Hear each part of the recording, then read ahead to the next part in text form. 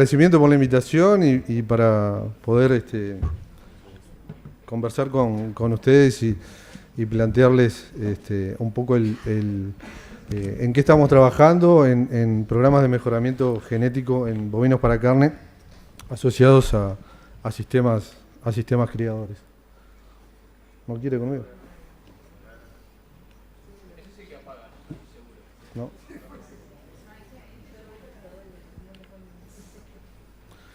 Bueno, vamos a continuar con la foto de... Vamos a esperar. Me gustaría que pusieran el cronómetro en 15, perdón. ¿Sí? Ahora sí. Bien. Y para comenzar, los que trabajamos en mejoramiento genético, tenemos tres tareas importantes a llevar a cabo. La primera de ellas es definir hacia dónde ir, es decir, cuál es la dirección que queremos que los rodeos sigan y un poco las herramientas que tenemos para trabajar en ese sentido son los objetivos de selección, que lo que intentan es maximizar el retorno económico de los sistemas productivos. La segunda tarea es, una vez definido cuáles serían esos mejores sistemas, es cómo hacemos para encontrar los mejores animales para las características que nos interesan. Y para eso tenemos las evaluaciones genéticas poblacionales. Y la tercera tarea es cómo usar esos animales y que efectivamente los productores utilicen esa tecnología y por tanto se transfiera esa mejora genética obtenida a los rodeos comerciales.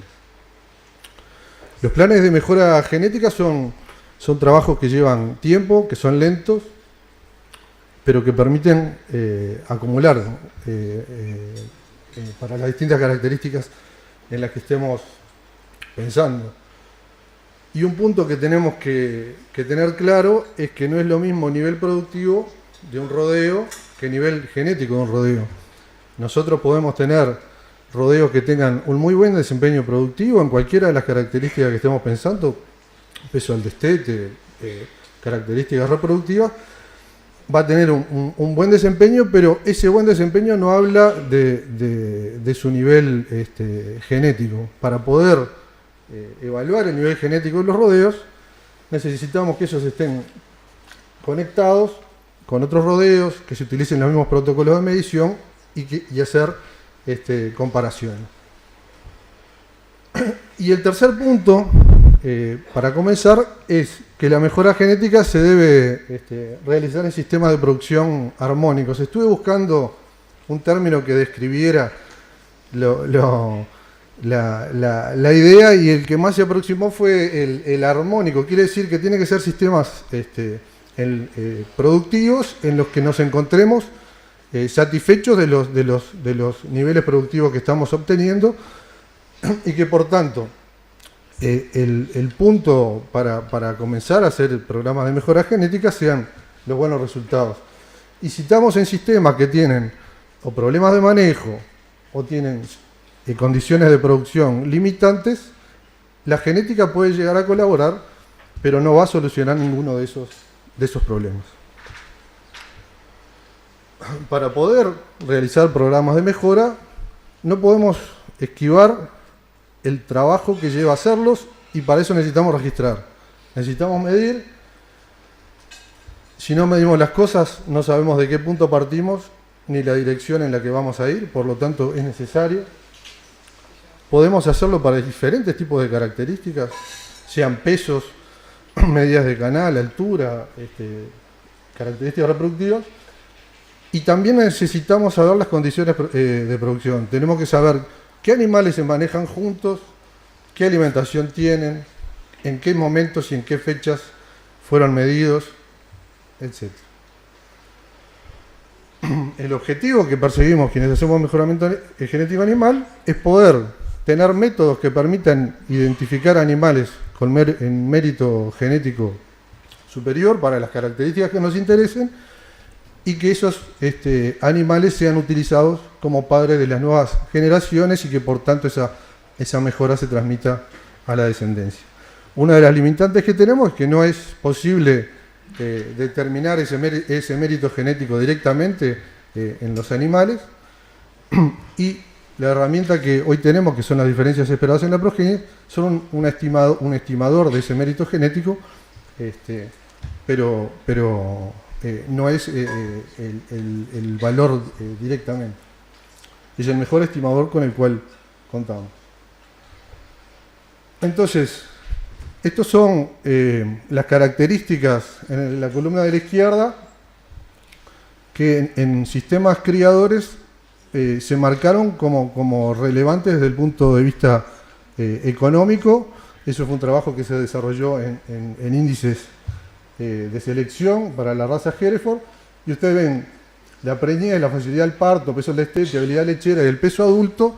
Son características que tienen un efecto económico importante en los sistemas, pero en la columna de la derecha ven las características en las que sí tenemos evaluaciones genéticas. Y ustedes ven que para muchas de ellas tenemos algunas que no tienen impacto económico en los sistemas criadores, y tenemos, por ejemplo, la primera, para la cual no tenemos evaluación genética. Para las que tenemos, esto es un ejemplo del uso de las diferencias esperadas en la progenie, de las que tenemos dos toros que tienen un valor de mérito genético para la característica peso del destete. El primero de ellos, el toro 1, tiene un valor de 2, el segundo tiene un valor de 12, y esta herramienta lo que permite es comparar estos dos reproductores, y si usáramos esos dos toros en rodeos comerciales con hembras al azar y una suficiente cantidad, si verificáramos luego el desempeño que tuvieran esos toros, los hijos de esos toros en el peso del destete, lo que encontraríamos es que esa diferencia que se encuentra entre los dos, de 12 y 2, de 10 kilos, se va a ver reflejada en el desempeño de la característica de sus hijos. Este es el listado de características que se publican para las diferentes razas en nuestro país. No todas las características están en todas las razas y no todas ellas están en relación a los sistemas criadores. Ahora vamos a destacar cuáles son las que están asociadas más directamente a los sistemas criadores. Y en eso encontramos la facilidad del parto, el peso nacer, el peso del destete, habilidad lechera, peso adulto, facilidad de parto materna, la circunferencia escrotal, más asociada a la producción espermática de los machos y no a la fertilidad de las hembras. Y después, índices de selección que en los que están publicados, se están trabajando en alguna de las razas. Hay otras características que están en algún gris, porque pueden llegar a ser incorporadas o tenidas en cuenta los sistemas criadores, pero estas fueron las que entendimos eran las más importantes. Y volvemos a marcar que las características reproductivas no tenemos una característica, un DEP publicado para eso. Las características no pesan lo mismo en los sistemas de producción. Esto vuelve a ser el trabajo de índice de selección en Hereford. Ustedes ven que, y esto es la expresión, esto se lee de la siguiente manera: tenemos en la columna la característica y el valor económico cada 100 vacas. Eso es el valor económico que tiene incrementar una unidad de esa característica en ese sistema. Esto es un sistema predefinido en los cuales, si aumentamos 1 kilo de peso, el peso de la vaca adulta, el retorno económico va a ser de $0,3 por cada 100 vacas, para el destete 49, para el destete materno 42, y ustedes ven que el porcentaje de preñez es de los más significativos económicamente. Es decir, si nosotros aumentamos un 1% el porcentaje de preñez, es el que tiene el mayor efecto. Ahora vamos a ver un poco qué es lo que ha pasado con las diferentes características para los que sí tenemos DEPs en las diferentes razas. Y para eso comenzamos con el peso al nacimiento. Ustedes ven que tiene una primera etapa, tanto para Angus como para Hereford, de crecimiento, pero se publican los EPD en el año 83-84, y a partir de ahí hay una tendencia a reducir y hoy actualmente esos niveles se mantienen, es decir, el peso al nacer es una característica que se ha controlado y se mantiene estable en ambas razas. El peso del destete, que es otra característica importante de los sistemas de cría, ha tenido un crecimiento lineal en torno a los 400 gramos para las dos razas. Y el otro punto que habíamos visto que tenía incidencia y peso económico en los sistemas criadores es lo que ha pasado con el peso adulto de las vacas, y vemos que ha habido una tendencia al incremento de los pesos de las vacas en torno a los 15, 18 kilos evaluado como DEP en los últimos 20 años, y que si lo viéramos en el peso de los rodeos estaríamos hablando de en torno a los 30 kilos. Esta es una característica que se comenzó a publicar en el año 2013, ustedes ven que la tendencia es lineal al aumento, pero digamos los primeros toros que se hayan seleccionado por esta característica empezarán a tener sus hijas peso adulto de esas hijas en estos años, o sea que en el mediano plazo veremos cómo sigue esa tendencia, y nos parecía pertinente aclarar que no hay antecedentes de correlación genética entre el peso adulto y la fertilidad de las hembras. Esto es cómo se debería usar ese DEP de peso adulto. Si nosotros creemos que estamos pasados de tamaño en nuestros rodeos, deberíamos usar valores bajos o toros por debajo del promedio para esta característica. Si quisiéramos mantener el peso, manejarnos en torno al promedio de peso adulto, y si tuviéramos un rodeo con vacas chicas, lo podríamos incrementar usando toros mayores. Una cosa que sí no podemos comentar la correlación genética que tiene con la reproducción, pero lo que sí podemos asegurar es que vacas más grandes van a tener mayores requerimientos de mantenimiento. Y en requerimientos de mantenimiento, en lo que estamos acumulando información, generar un DEP de energía de mantenimiento para la raza Angus, quien ha demostrado ese interés.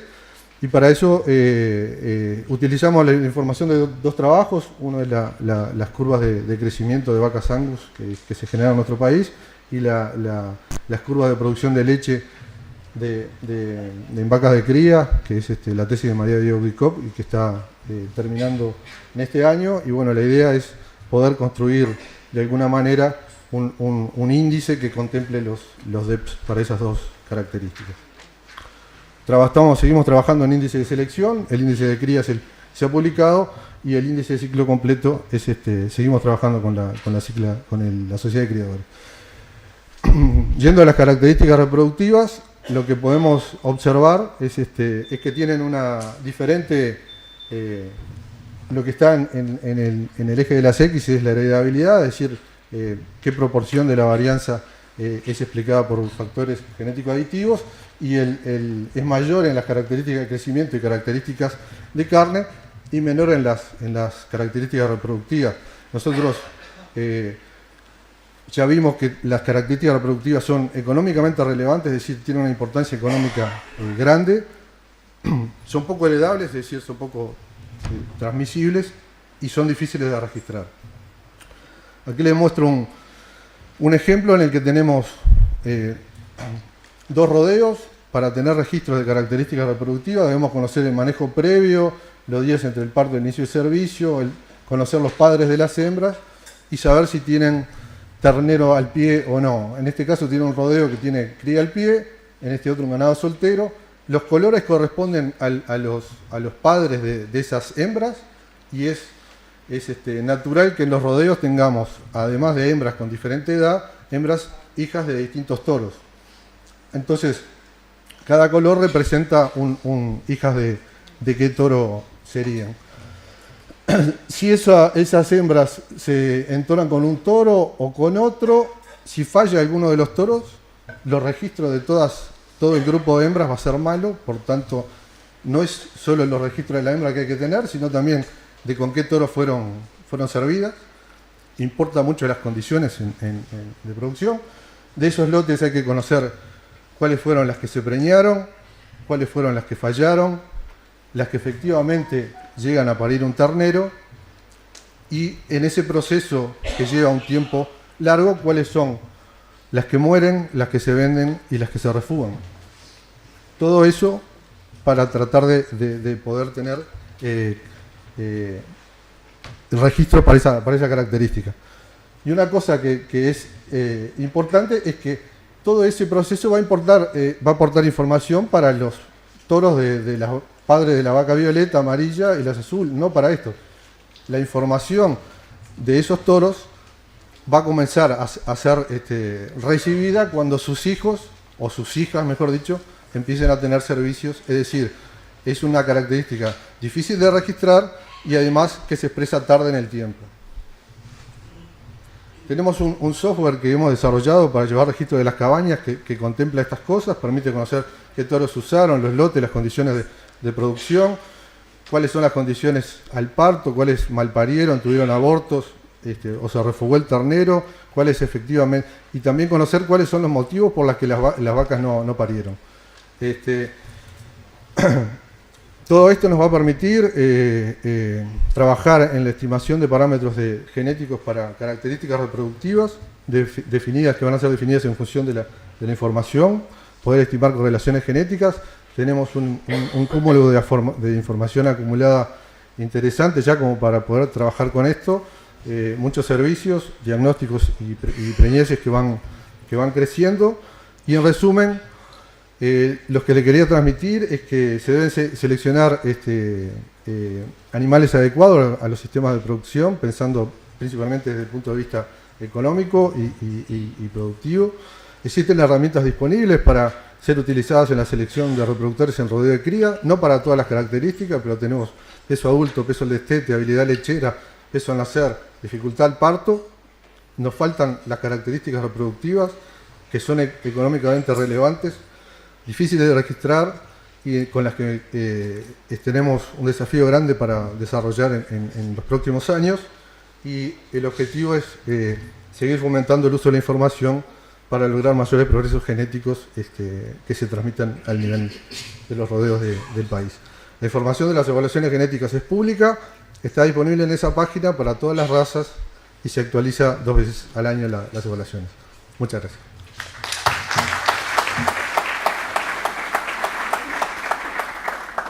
Bueno, tenemos tiempo como para una pregunta.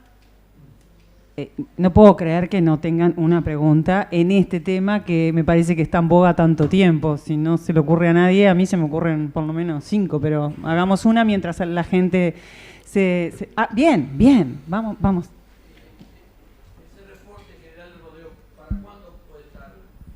No, eso ya está. La pregunta es para cuándo puede estar el reporte total del rodeo, que es el software con el que estamos trabajando. Eso está disponible, eso lo están usando las cabañas ya hace un par de años, que estamos trabajando con eso. Eso nos ha permitido acumular información. El comentario es que hoy sí tenemos información como para poder empezar a trabajar en el desarrollo, por lo menos en una primera instancia, en el entendimiento de los registros y ver lo que pasa. Después tenemos una etapa de estimación de parámetros para las características que podamos desarrollar y a su vez también el estudio de correlación que tengan esas características con las otras que están en evaluación.